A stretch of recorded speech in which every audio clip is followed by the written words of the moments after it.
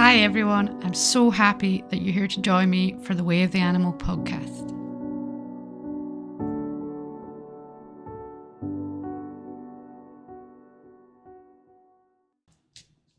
Okay, today I have Alastair with me again, and just following on from the last topic that we just discussed is the work-life balance.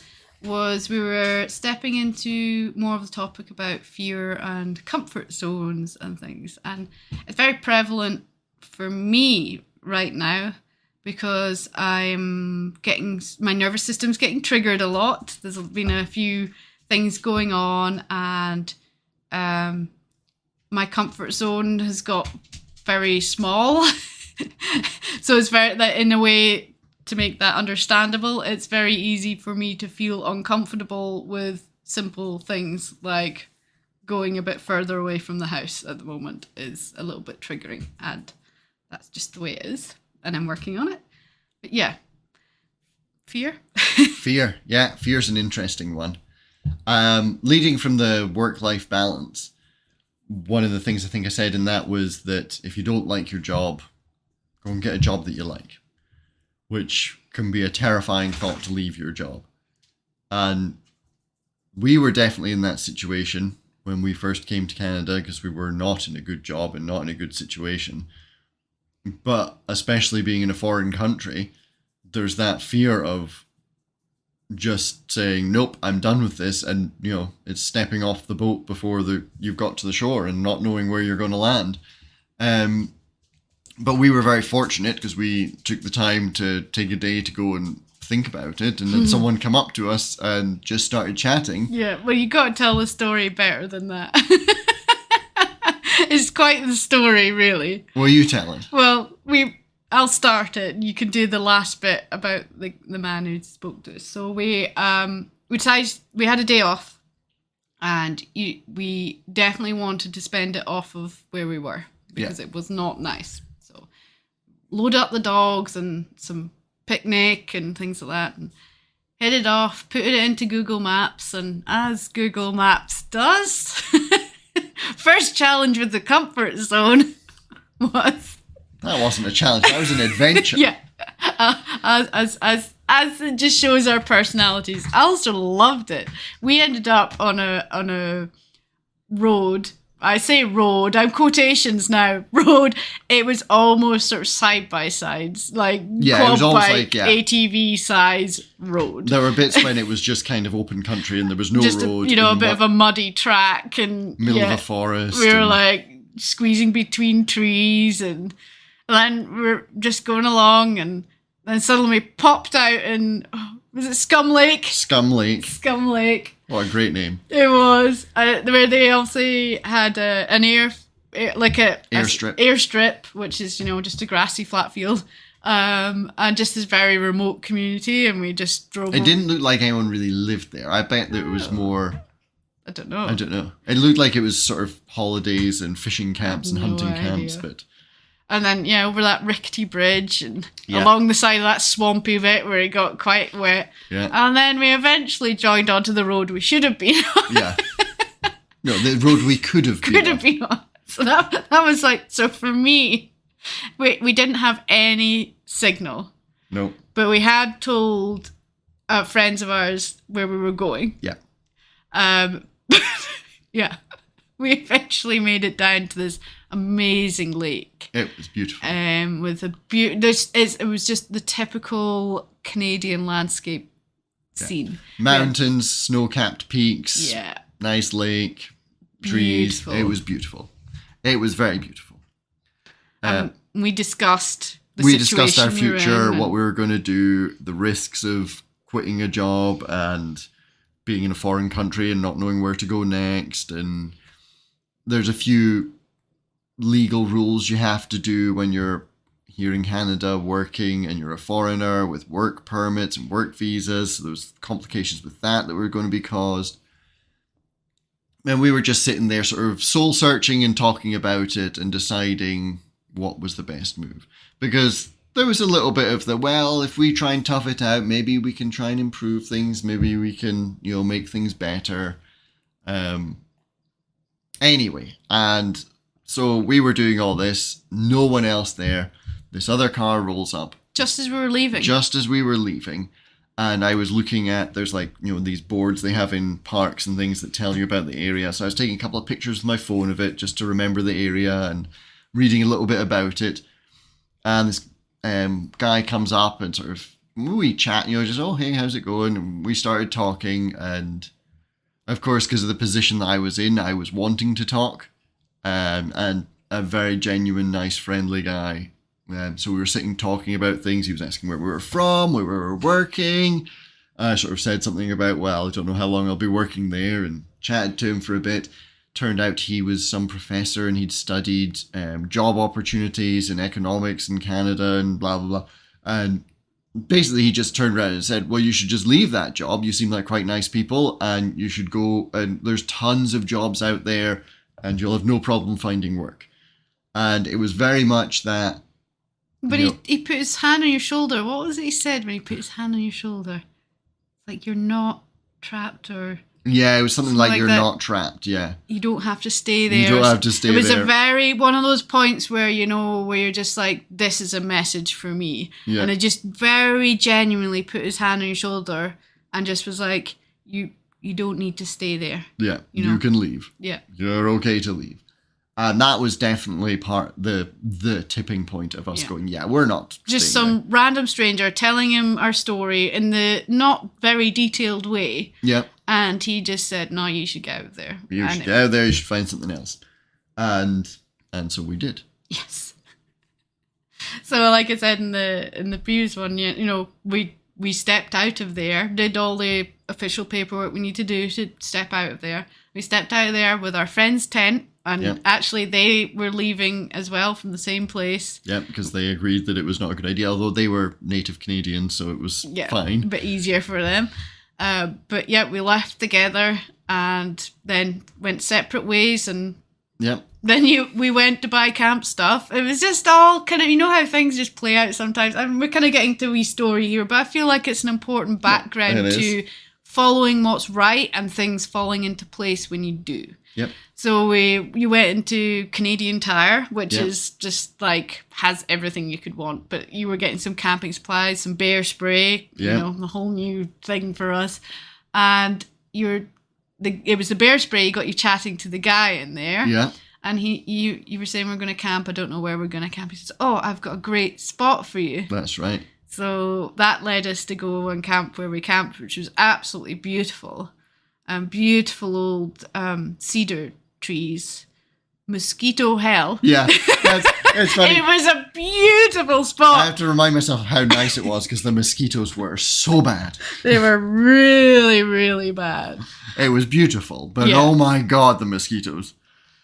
And then, we stayed there, and then, so that was sort of, we were out of signal, so we're just having that quiet time to just reflect and sort of recover from what we'd done. And then we went back into town and where are we going now? And you said, well, there's still this job opportunity further north, so. Yeah. And at the time, the job opportunity was not offering a lot of money for a salary. And I was coming out of a job that was a manager's job that was paying very well. Or would have been if I was paid properly, should have been paying very well. And then the job that was an opportunity a bit further north was very much a bottom of the ladder job, entry level position, and a really low salary. But they had accommodation. It was less than half what I was going to be getting, what I should have been getting at the other place. So. Yeah. But they had accommodation and we were living in a tent. Yeah. And we thought, well, let's go and see. Yeah, we could do 6 months there. We could move on to something else. Yeah, it's like it gives us somewhere to land to then look for wherever we want to go next. Yeah. So I think you phoned the manager here just as we were going up the road and we were going to stay the night like south of town. Yeah. More mosquito hell. It's a bad time of year. It was the end of June, I think. It was a really bad time of year for camping because mosquitoes are rife until sort of mid-July. Yeah. Anyway, that's beside the point. It was just owie. It was. But so And then we went and looked at the job, and we were all very honest, communicative people. So we said, look, this is the way we're seeing this. We need somewhere to land. And the manager here said, well, you can definitely land here. Yep. And, you know, you laid out, I might not be here for long. Yeah. But I'll work hard and do what you need me to do while I'm here. So it was agreed that we take on the position, and very fortunately we were able to get a spot, a campsite outside of town, which they managed to make it non-mosquito-y, and that was quite nice. It was quite nice, and we had got a shower and things because we'd been, you know, yeah, roughing it, and we like the mosquitoes. So if you're not used to mosquito bites, you know, you're not being brought up in a country of mosquitoes, like the welts you get is unreal. Oh yeah, it's They're not so pleasant. itchy. Yeah. So yeah, but anyway, it's beside the point. So we ended up here, and so far it's worked out quite nicely. Yeah. Here. Pay rises and they're accommodating you because they realise that you're worth more.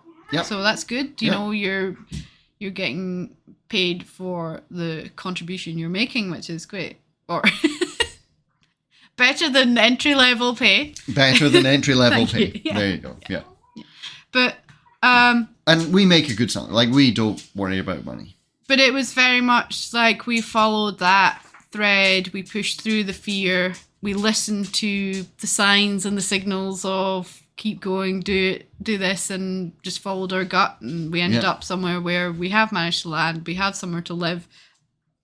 That's nice to live, and you've got a job that's a job.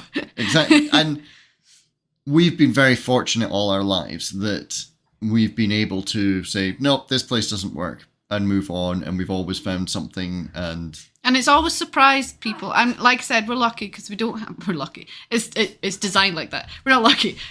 We don't have kids. Yes. We only have dogs. So in that responsibility, it's much easier. Like I've said before. Yeah, you're not moving schools and you're not doing so this. we are able to go, you know what, I hate it here, let's move. Yeah. And it always surprises people because we just go, yeah, we're done. Yeah. We're moving on. We'll find something else. That's it. And, you know, even our family, it's just like, what? Yeah. And then when it came to Canada, you're what? You're just going? You've never been to Canada. Well, we want to go there. We want to do something else. We can do that. So we're going to do it, you know? Yeah. And it is that thing. It's just that confidence to say, well, we'll figure it out. It's fine, you know.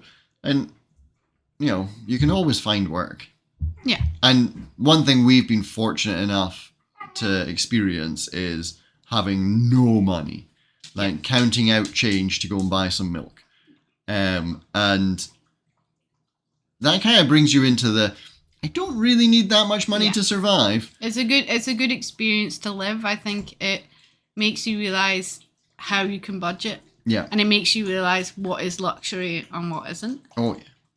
And I don't know, we just always find a way. Like you say, we always find a way. But going more into the fear and comfort zone aspect, I suppose you're quite often the instigator. I'm the instigator. You would rather... you know what? It's that way. And I'm sure a lot of you have felt this or do feel this, is I am comfortable feeling uncomfortable in this comfort zone. Yep. It's like... Yeah. It's the known... It's like it's the devil you know. It's like that way. It's like I'm really uncomfortable with being in this comfort zone. But I know what this uncomfortable feeling in this comfort zone is. Whereas out there, I don't know what that is. And you know, going deeper into it, we've spoken about it before, you know, the subconscious and your nervous system and all that have this way of wanting to keep you safe. Yep. So when there's known, whether you hate it or not, yep. you know still it. know it. Yeah, you know what you're dealing with. You know what you've signed up for. You know what you're going to have to do. But I've always had that thought and that feeling of life is short. Yes. And, you know, quite often you're reminded of that when, you know, friends, family, whoever lose their life early on in life. And you just realise that you can't keep doing what you're doing if it's making you miserable because life's too short to be miserable. It is. And sometimes you just need that shock to just... we were talking about it because even fear and comfort zone, there's the motivation. Yeah. And there's even more topics because I was talking about resistance, the resistance to change, the resistance to doing things that help you feel better in everyday to-day life. And it's like, why are you resisting feeling better? And why are you resisting making a change when you feel so awful? And it's fear. It literally is fear. It definitely is fear that kind of holds you back because you're scared of the unknown, like you say. And it's easy, and it comes back to that whole focusing on the negatives. Mm-hmm. And it's easier to think, oh, well, this could go wrong, than think, oh, this could go right. And I don't know. It's a weird thing.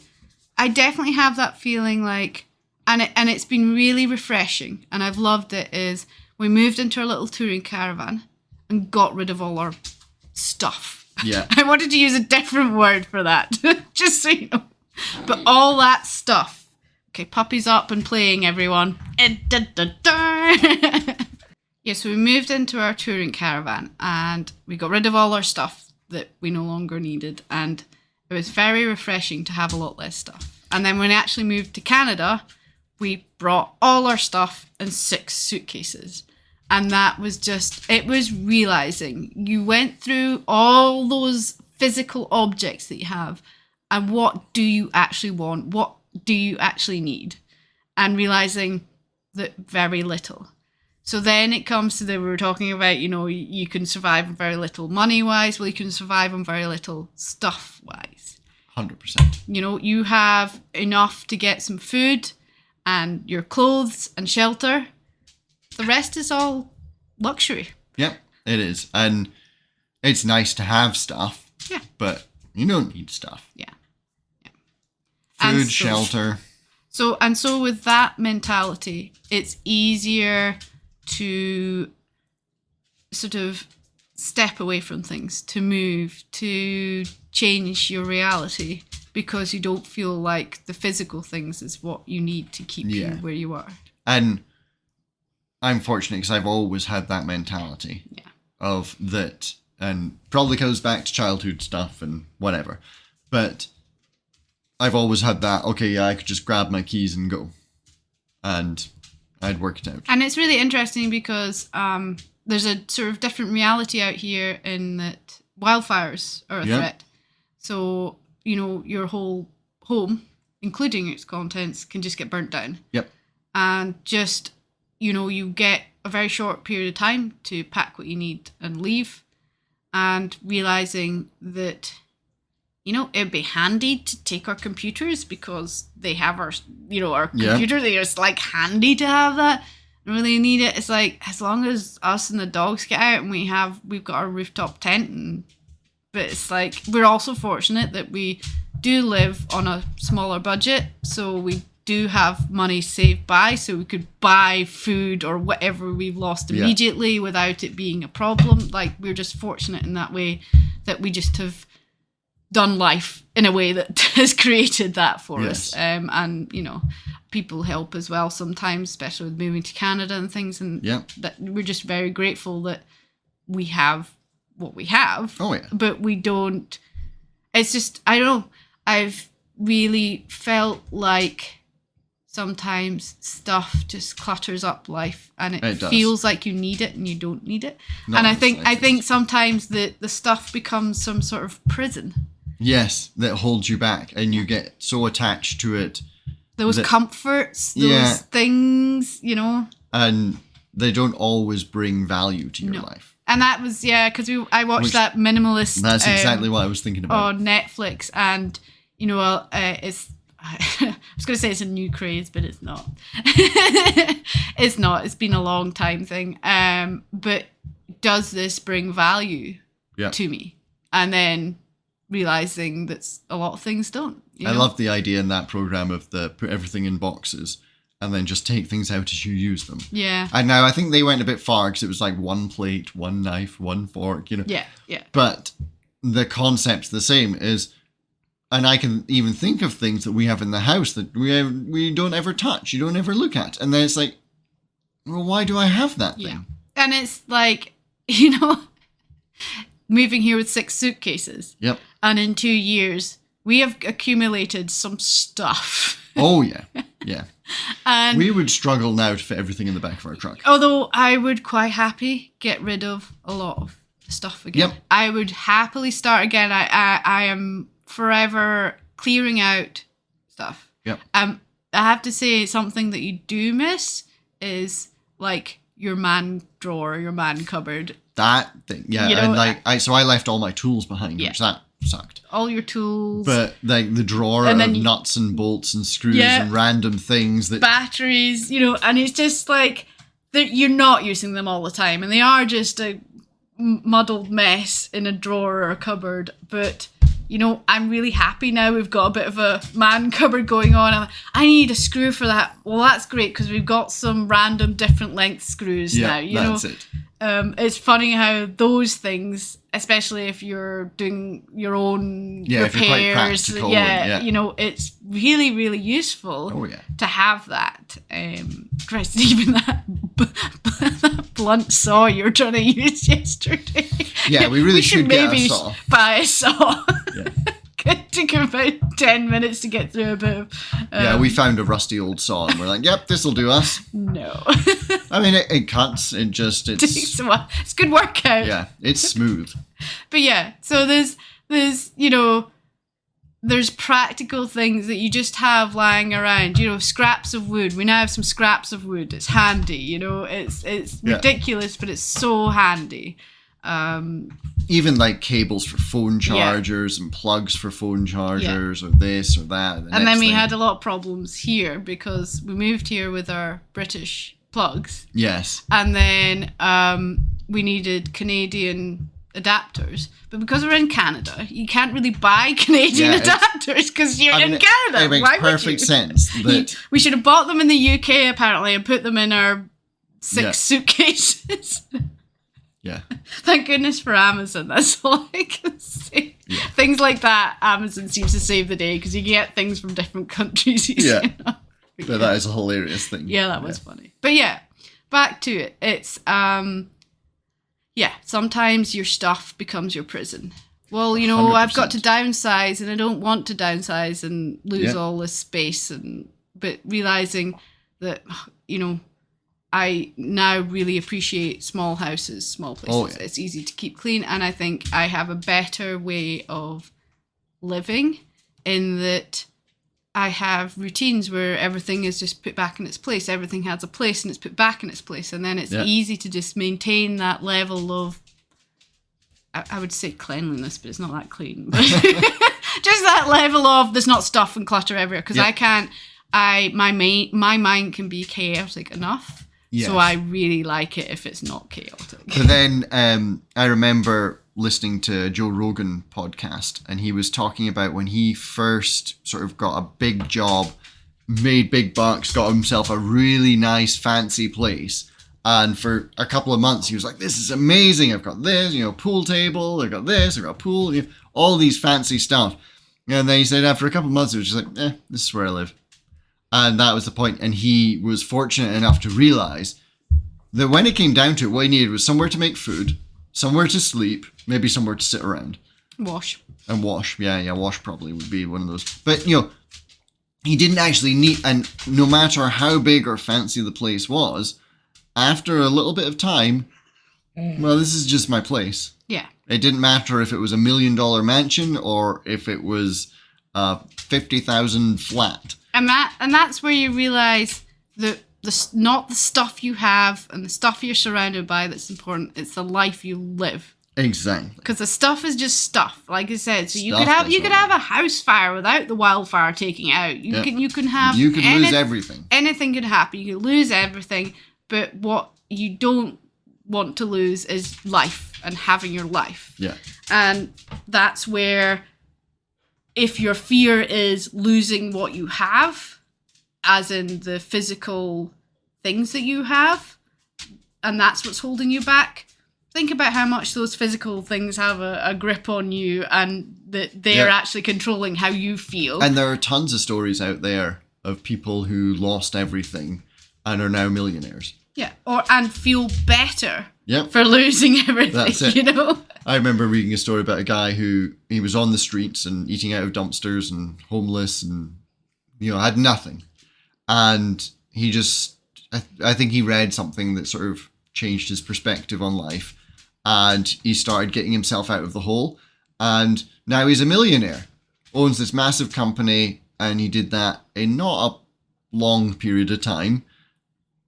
But that's, these things happen. People manage to do these things, and not even to that extent. Starting again, leaving your job, changing your situation. It's scary. There's a lot of risk involved, but you know what? It can be done. People do it all the time. And it's not like you have to do it full risk. Like, you don't have to go, I've quit my job. Yeah. It's more like the moment you make that decision to make a change. Yeah. So the moment we were thinking, I think we're going to leave this place. Yeah. I just feel like opportunities started opening up because we'd made that thought and that feeling of you're looking for those opportunities, therefore you see them. Yeah. Whereas if you're just going, no, I can't change this, I have to stay here, then you won't see those opportunities because you're not looking. That's it. Yeah. Yeah. And I think, sometimes it's just good to open your eyes and question yourself. Yeah. Question yourself about the life you're living, whether it's what you want to live or whether there was other dreams that you had that you would really like to pursue now. And just, it doesn't have to be dramatic, and it can be, and Canada for us was years, but we opened up that possibility of, it'd be quite fun to go to Canada. Yeah, that's it. And then there was one point we got to, and it was like, we always talked about going to Canada, let's just do it. Yeah, and it was because we got to that point where we were living in a touring caravan and we had no physical place that we needed to be. Yeah. So it's like we could do what we're doing wherever, we could go to a different country and do it, So it's just changing your outlook, and the way of facing the fear is by looking at what you can change and opening your mind to the possibility. So like I said, it doesn't have to be doesn't need to be dramatic. It's not about just going right to your boss, I quit my job, so you're under the pressure and then you have to. No, you change the way you are perceiving it, you change the way you are looking. And for the most part, work's really easy because you can go and interview for your other jobs and you can go and get a job lined up and then say, okay, now I'm going. Yeah. I quit and I've already got a job lined up. Yeah. So, and don't let the job run your life either. Don't let fear hold you back. No, it can do. And for me, sometimes just with my struggles with anxiety, sometimes it can just hold me back from living my life day to day in a more open and enthusiastic. The what ifs and And I think one of the greatest things about me is my stubbornness. Yes. So even with anxiety and my fears, I won't let it stop me. Even though you call me stubborn, but but I would say that is my stubborn point, is I won't let it stop me. Even though I'm terrified, I'll do it anyway. And the ridiculous thing is actually if I keep working with myself and get to the stage where I won't feel terrified and do it anyway, there's a way of actually being where I don't need to feel terrified about breaking through the fears. I can feel good about it. So yeah. Don't be afraid. Yeah. Go for your dreams, I think. Just keep working towards them. Yeah. Even if it's just in the background, it will start coming to the foreground bit by bit. And I hope this inspires some people to really look at where they're holding themselves back because they're afraid. Yeah. And fear's not worth worrying about. Because fear's not real. No. Because you're scared of something that might happen. Well, you know what? It's just as likely it might not happen. Yeah. It's just as likely something great will happen instead. Yeah.